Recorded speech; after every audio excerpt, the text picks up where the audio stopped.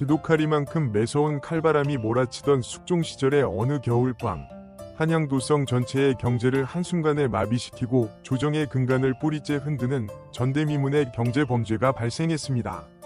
시중에 유통되는 진짜 엽전과 무게, 서체, 심지어 구리의 함량까지 완벽하게 일치하여 육안으로는 절대 구별이 불가능한 가짜 엽전, 즉 위조 당백전 수십만 량이 도성 상권을 완전히 장악해버린 것입니다. 이 가짜 돈의 유통 경로를 추적하던 포도청의 유능한 포교들이 하나둘씩 한강변에서 처참한 시신으로 발견되자 조정은 이 거대한 악의 뿌리를 뽑기 위해 도성 지하에 숨겨진 비밀 위조 화폐 주조소, 가짜 주전소를 찾아내라는 엄숙한 극비 공작 명령을 내렸습니다. 이 목숨을 건 위험천만한 위장 임무를 자원하고 나선 자는 한양포도청에서 가장 잔인하고 변칙적인 수사로 소문난 베테랑 형사 장마루였습니다.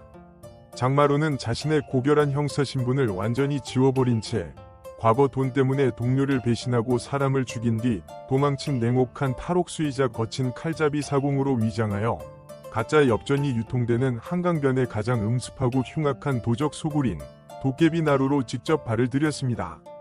그는 악당들의 철저한 의심을 피하기 위해 일부러 거친 저작거리 싸움판을 전전하며 자신의 무자비한 칼솜씨를 과시했고, 눈빛 하나와 거친 사투리까지 완벽한 범죄자의 모습으로 변신하여 어둠의 왕국 속으로 깊숙이 침투하기 시작했습니다.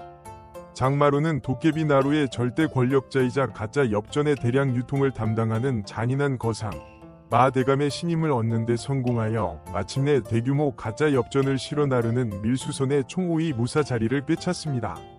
안개가 자욱하게 낀 칠흑 같은 밤, 한강 한가운데로 소리 없이 떠오른 밀수선 갑판 위에서 마대감의 잔인한 오른팔이자 독사 같은 사내 독칠이가 장마루의 목덜미에 서늘한 단검을 들이밀며 의심 가득한 눈초리로 그를 압박했습니다. 내놈의 칼솜씨가 비범한 것은 인정하나 내놈의 과거 흔적이 너무나도 깨끗하다. 만약 내놈이 우리를 일망타진하러 온 포도청의 끈아풀이라면 이 자리에서 내 사지를 찢어 한강 물고기 밥으로 던져버리겠다. 독칠이의 칼날이 장마루의 살점을 파고들며 핏방울이 배어나왔습니다. 장마루는 눈 하나 깜짝하지 않고 오히려 핏대 선 비열한 미소를 지으며 품 안에서 자신이 직접 위조해온 포도청의 급히 수배 전당과 동료 형사들을 사살했다는 가짜 장부를 꺼내 던졌습니다. 나 역시 법 따위는 믿지 않으며 오직 조정놈들의 대가리를 깨고 내 몫에 황금만 챙기면 그만이다. 위리 따윈 개나 주라지. 장마루의 광기 어린 악인 연기와 철저하게 준비된 위장 증거들 앞에 독칠이는 마침내 위심을 거두고 칼을 거두었습니다. 이 위험한 연극을 통해 장마루는 가짜 엽전이 대량으로 찍혀 나오는 북한산 자락 지하의 급히 주전소 지도를 마침내 손에 넣는 데 성공했습니다. 이제 약속된 장소에서 포도청 군사들에게 신호만 보내면 이 소굴을 한 번에 소탕할 수 있는 완벽한 판이 짜인 것이었습니다. 다음날 밤, 장마루는 포도청 군사들과 약속된 거사 신호용 불화살을 품속 깊은 곳에 숨긴 채 마대감과 독칠이를 따라 북한산 깊은 동굴 속에 숨겨진 거대한 비밀 주전소의 문을 열고 들어섰습니다. 동굴 내부에는 수십 명의 인부들이 붉게 타오르는 용광로 앞에서 쇳물을 들이부으며 가짜 돈을 미친 듯이 찍어내고 있었고, 그 뒤편에는 눈이 멀 정도로 찬란한 황금 괴짝들이 산처럼 쌓여 있었습니다. 장마루가 동굴 입구의 그늘진 구석으로 슬그머니 걸어가 마침내 품 안에 불화살에 불을 붙이려던 바로 그 순간, 등 뒤에서 마대감의 소름 끼치는 웃음소리가 동굴벽을 타고 웅장하게 울려 퍼졌습니다. 장 형사, 자네가 우리를 잡으려고 포도청 군사들을 뒤에 주렁주렁 달고 올 줄 내가 진작에 모를 줄 알았는가. 동굴 사방에서 수백 개의 횃불이 일제히 켜지며 칼을 쥔 도적 수십 명이 장마루의 목을 겨누며 그를 겹겹이 포위했습니다.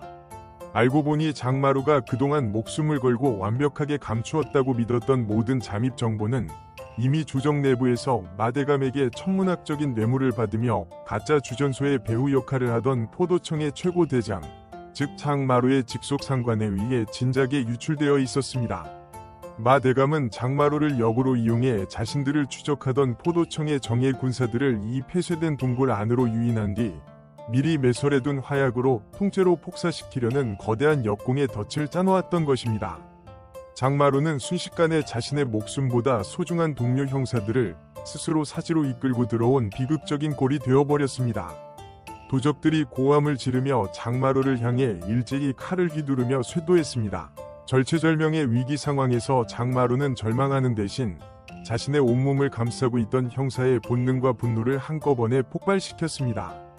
그는 날아오는 서슬퍼런 칼날들을 종이 한 장 차이로 피하며 용광로 무거운 뚜껑을 지탱하고 있던 거대하고 시뻘겋게 달아오른 청동 쇠사슬을 맨손으로 거칠게 낚아챘습니다. 장마루가 살점이 타들어가는 고통을 주먹으로 삼키며 그 무거운 쇠사슬을 채찍처럼 허공에 휘두르자 달려들던 도적들의 칼과 펴마디가 사방으로 부서져 나가며 동굴 안은 순식간에 비명과 핏물로 가득 찬 도살장으로 변해버렸습니다. 장마루는 홀로 몸을 던져 수십 명이 도적들을 온몸으로 막아서며 동굴 입구로 밀려 들어오기 시작한 포도청 동료들을 향해 목이 터져라 고함을 질렀습니다. 들어오지 마라. 이 안에 화약이 장치되어 있다. 당장 후퇴하라. 장마루는 독칠이의 날카로운 칼날이 자신의 오른쪽 어깨를 관통하는 극심한 고통 속에서도 오히려 독칠이의 옷자락을 꽉 움켜잡은 채 용광로의 받침대를 발로 사정없이 걷어찼습니다. 펄펄 끓는 시뻘건 쇳물이 마대감과 도적들이 설치해 두었던 화약 상자 위로 폭포수처럼 쏟아져 내렸습니다. 장마루는 폭발 직전 독칠이의 안면을 강타하여 쓰러뜨린 뒤 동굴 구석의 깊은 지하 수로를 향해 자신의 몸을 던졌습니다. 그와 동시에 지진이 일어난 듯한 가공할 폭음과 함께 가짜 주전수 전체가 연쇄 폭발을 일으키며 웅장하게 무너져 내렸습니다. 거대한 바위 더미들과 수만 장의 가짜 엽전들이 사방으로 비산하며 악당들의 비밀기지를 통째로 무덤으로 만들어버렸습니다. 다음날 아침, 자욱한 화약 연기와 흙먼지가 거친 북한산 동굴의 처참한 잔해 속에서 하얗게 질린 한 사내가 피를 흘리며 묵묵히 걸어나왔습니다. 옷은 누더기처럼 찢어지고 온몸은 성한 곳 하나 없는 상처투성이었지만 그의 한 손에는 마대감과 도성 고위 관료들이 결탁한 진짜 가짜 돈 밀거래 장부가 단단히 쥐어 있었습니다. 목숨을 걸고 위장 잠입했던 형사 장마루가 기적처럼 살아남아 최종 승리를 거둔 것처럼 보였습니다.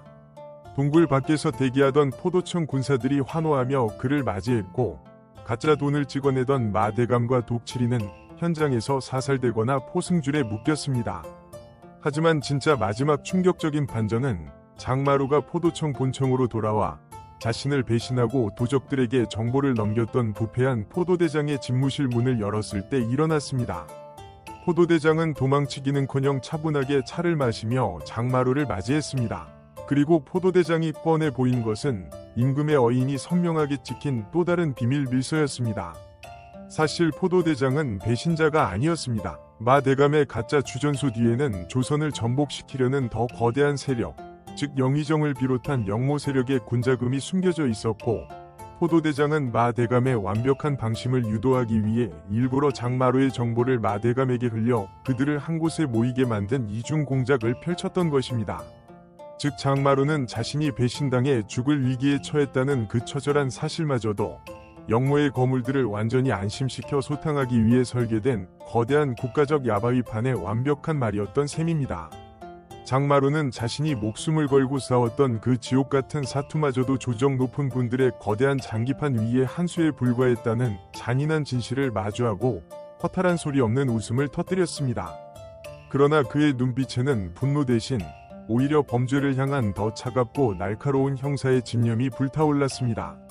그는 포도대장이 건넨 진짜 배우들의 명단을 품에 넣으며 자신의 찢어진 관복을 다시금 단단히 여몄습니다. 마대감의 주전소는 무너졌지만 가짜 돈으로 백성들의 피를 빠는 진짜 거물들을 향한 장마루의 수사는 이제야 비로소 진짜 시작이었던 것입니다. 장마루는 자신을 영웅이라 칭송하는 도성 백성들의 환호성을 뒤로한 채 아직 마르지 않은 단검의 핏자국을 닦아내며 다시 한번 어둠이 깔리기 시작한 한양의 저적거리 속으로 소리 없이 걸어 들어갔습니다.